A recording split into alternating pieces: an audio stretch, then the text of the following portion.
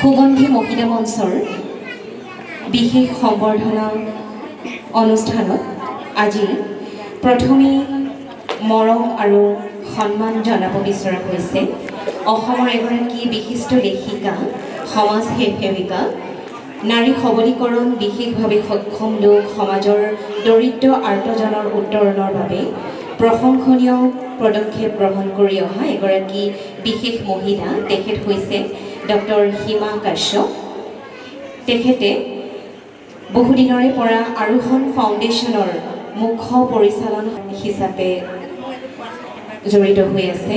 মই ব্যক্তিগতভাৱে যোৱাকালি তেখেতৰ কৰ্মৰ বিষয়ে জানিব পাৰি সঁচাকৈ খুবেই আপ্লুত হৈছোঁ আৰু আমাৰ উদ্যোক্তা সমিতিৰ সকলো সদস্যই জনাইছে যে তেওঁ এই অনুষ্ঠানটো আজি এনেদৰে আয়োজন কৰাৰ ক্ষেত্ৰত অক্লান্ত কষ্ট কৰিছে, খুবেই সহায় কৰিছে। সেয়েহে শুনি ভাল লাগিছে আৰু আপোনাৰ দৰে উদ্যমী মহিলা আমাৰ সমাজৰ বাবে সঁচাকৈ যথেষ্ট দৰকাৰী। মই মঞ্চলৈ আপোনাক আমন্ত্ৰণ জনাইছোঁ। আমাৰ উদ্যোক্তা সমিতিৰ সভানেত্ৰী আৰু সম্পাদিকা লগতে সদস্যসকলক তেখেতক আগুৱাই আনিবলৈ অনুৰোধ জনাইছোঁ।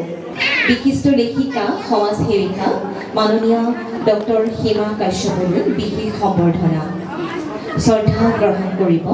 পোনপ্ৰথমে আপোনাক সুগন্ধি মহিলা মঞ্চৰ তৰফৰ পৰা জনালোঁ স্বাগত সম্ভাষণ। আপোনাৰ ব্যক্তিত্ব অনন্য আৰু আপোনাৰ কৰ্মসাধনাৰ পৰিধি অতি বিশাল। এগৰাকী বিশিষ্ট লেখিকা হিচাপে আপোনাৰ কলমেৰে নিগৰি অহা সৃষ্টিশীল শব্দবোৰে যিদৰে আমাৰ সাহিত্যৰ জগতখনক এক সুকীয়া মাত্ৰা প্ৰদান কৰিছে, ঠিক সেইদৰে এগৰাকী সফল উদ্যমী মহিলা আৰু নিষ্ঠাৱান সমাজ সেৱিকা হিচাপে আপোনাৰ দূৰদৰ্শী চিন্তাই সমাজলৈ কঢ়িয়াই আনিছে ইতিবাচক পৰিৱৰ্তনৰ এক নতুন প্ৰভাত। আৰোহণ ফাউণ্ডেশ্যনৰ মুখ্য পৰিচালন সঞ্চালিকা হিচাপে আপোনাৰ সবল নেতৃত্বত সামাজিক কল্যাণ, নাৰীৰ সবলীকৰণ, বিশেষভাৱে সক্ষম লোক আৰু সমাজৰ পিছপৰা শ্ৰেণীৰ উত্তৰণৰ বাবে যি প্ৰশংসনীয় পদক্ষেপ গ্ৰহণ কৰি আহিছে সেয়া সঁচাকৈ অতুলনীয়। স্বমহিমাৰে প্ৰতিষ্ঠিত আপোনাৰ এই কৰ্মমুখী আৰু মানৱতাবাদী যাত্ৰাৰ আজিৰ প্ৰতিগৰাকী আধুনিক নাৰীৰ বাবে এক প্ৰেৰণাৰ অমল উৎস। আন্তৰিকতাৰে নিজৰা দত্ত সভানেত্ৰী, পাপৰি বৰুৱা সাধাৰণ সম্পাদিকা। মই তেখেতৰ বাবে যুগুতাই অনা উপহাৰসমূহ প্ৰদান কৰিবলৈ অনুৰোধ জনাইছোঁ।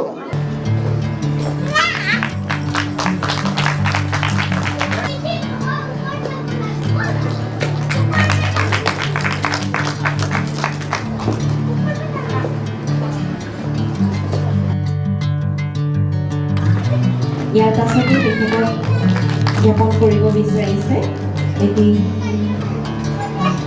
গছৰ পুলি। সুন্দৰ আছে ফুলাৰ মন্ত্ৰ বহুৰাত্ৰি মাতে। সেয়েহে আজি ইমান ফুল প্ৰভাতে প্ৰভাতে। আজি সুগন্ধি মহিলা মঞ্চৰ প্ৰথম বাৰ্ষিক অধিৱেশনৰ উপস্থিত সন্মুখত আসন গ্ৰহণ কৰি থকা সকলো গুৰু সদৃশ আমাৰ সৈতে আছে গোপাল জানান মহাশয়। আমি সকলোৱে তেখেতক চিনি পাওঁ। বিশিষ্ট ব্যৱসায়ী, জ্যেষ্ঠ সাংবাদিক ৰাজদীপ বাইলম ডাঙৰীয়া আমাৰ সৈতে আছে, দাদা আছে আৰু শ্ৰদ্ধাৰ অতিথিসকল আছে। সকলোকে আমি সেৱা জনাইছোঁ। লগতে সুগন্ধি মহিলা মঞ্চৰ প্ৰত্যেকগৰাকী মহিলা, প্ৰত্যেকগৰাকী আই মাতৃক শ্ৰদ্ধা জনাই তেওঁলোকক শলাগ লৈছোঁ। আমি সোনকালে আহিলোঁ, 1 বজাত মাতিছিলে কাৰণে সময়তে আহি পালোঁ। দেখা পাইছোঁ যে অহাৰ পৰাই প্ৰত্যেকগৰাকীয়ে এগৰাকীয়ে এটা কামত ব্যস্ত, আন এগৰাকীয়ে ইটো কামত ব্যস্ত। তাৰমানে আজি তেওঁলোকৰ ঘৰত এখন বিয়া সদৃশ এটা পৰিৱেশৰ সৃষ্টি হৈছে। সুগন্ধি মহিলা মঞ্চ নিজৰা দত্ত বাইদেউ মোৰ মা সদৃশ, তেখেতে কৈছে যে অনুষ্ঠানটো মই বা তুমি নহয় আমি, আৰু মই কওঁ যে সুগন্ধি অৰ্থটোৱে হৈছে সুগন্ধ বিলোৱা আৰু পজিটিভিটি বিলোৱা। পজিটিভ সকলো প্ৰত্যেকগৰাকী মানুহে এই মঞ্চখনৰ প্ৰত্যেকগৰাকী মহিলাৰ একোটা সুপ্ত প্ৰতিভা আছে। আৰম্ভণিতে তেখেতে কৈছিলে কোনোবাই কবিতা লিখে, কোনোবাই গান লিখে, কোনোবাই নাটক কৰি ভাল পায়, আৰু প্ৰত্যেকগৰাকী ব্যক্তিৰ অন্তৰালত একোটা সুপ্ত প্ৰতিভা থাকে। বিকাশ কৰাৰ বাবে এখন মঞ্চ লাগে, আৰু সেই মঞ্চখন দিছে আজি সুগন্ধি মহিলা মঞ্চই। গতিকে আমি সকলোৱে তেওঁলোকলৈ কৰজোৰে প্ৰাৰ্থনা জনাইছোঁ। ইমান সুন্দৰকৈ অনুষ্ঠানটো তেওঁলোকে আয়োজন কৰিছে। এগৰাকী মহিলাই আগবাঢ়ি যাব হ'লে আমাৰ আত্মমনোবল, নিজৰ ওপৰত বিশ্বাস থাকিব লাগিব আৰু আস্থা থাকিব লাগিব। যেতিয়া আমাৰ আস্থা থাকিব তেতিয়া আমি আগবাঢ়ি যাব পাৰিম। আমি সকলোৱে জানো অৰুণিমা সিনহাৰ কথা, কেনেকৈ ভৰি দুখন হেৰুৱাইও তেখেত এভাৰেষ্ট শৃংগ জয় কৰিছিলে। মুনিবা মাঝাৰীৰ কথা জানো, সিন্ধু তাই এগৰাকী এনেকুৱা মহিলা আছিলে যিগৰাকী ঘৰৰ পৰা, তেওঁ সৰুতে বিয়া হৈছিলে, ঘৰৰ পৰা উলিয়াই দিয়া হৈছিলে। শেষত তেওঁ 1400 অনাথৰ মাতৃ হৈ পেলাই পদ্মশ্ৰী লাভ কৰিবলৈ সক্ষম হৈছিলে। সেয়া তেওঁলোকৰ একক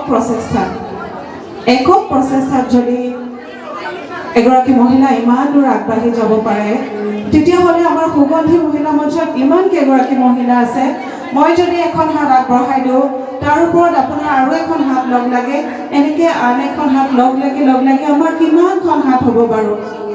তেনেকৈ আমি সমাজখন আগবঢ়াই লৈ যাব পাৰিম। সমাজ, সংস্কৃতি, সাহিত্য সকলোকে আমি আগবঢ়াই লৈ যাব পাৰিম। আৰু মোৰ কথাৰ প্ৰসংগত মই সদায় কৈ থাকোঁ যে পাকঘৰৰ পৰা পাইলটলৈকে মহিলা, গতিকে মহিলাই কৰিব নোৱাৰা কাম একো নাই। আৰু আজি সুগন্ধি মহিলা মঞ্চই প্ৰথম বাৰ্ষিক অধিৱেশন এনেদৰে ইয়াতে আয়োজন কৰিছে। মই আশা ৰাখিম এদিন সুগন্ধি মহিলা মঞ্চই বিশ্ব দৰবাৰত প্ৰতিষ্ঠা লাভ কৰক আৰু কৰিব, কিয়নো তেওঁলোকৰ আত্মমনোবল সঁচাই দৃঢ়। আত্মবিশ্বাস থাকিলে কৰিব নোৱাৰা কাম একো নাই। 2008 বৰ্ষত মই মাত্ৰ 17 বছৰ ছোৱালী এজনী আছিলোঁ। আৰোহণ ফাউণ্ডেশ্যন জন্ম দিছিলোঁ একক প্ৰচেষ্টাৰে।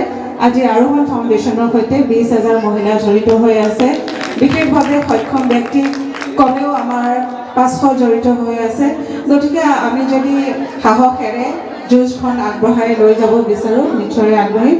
আৰু সকলোকে সেৱা জনালোঁ। সকলোৱে ভালে থাকক, সুখত থাকক, আৰু সুগন্ধি মহিলা মঞ্চৰ জয় জয়ময় হওক। সকলো কুশলে থাকক। সৰ্বে সুখীন ভৱন্তু, সৰ্বে সন্তু নিৰাময়া, সৰ্বে ভদ্ৰাণি পশ্যন্তু, মা কশ্চিৎ দুঃখ ভাগ ভৱেতু। সকলো সুখত থাকক। ধন্যবাদ।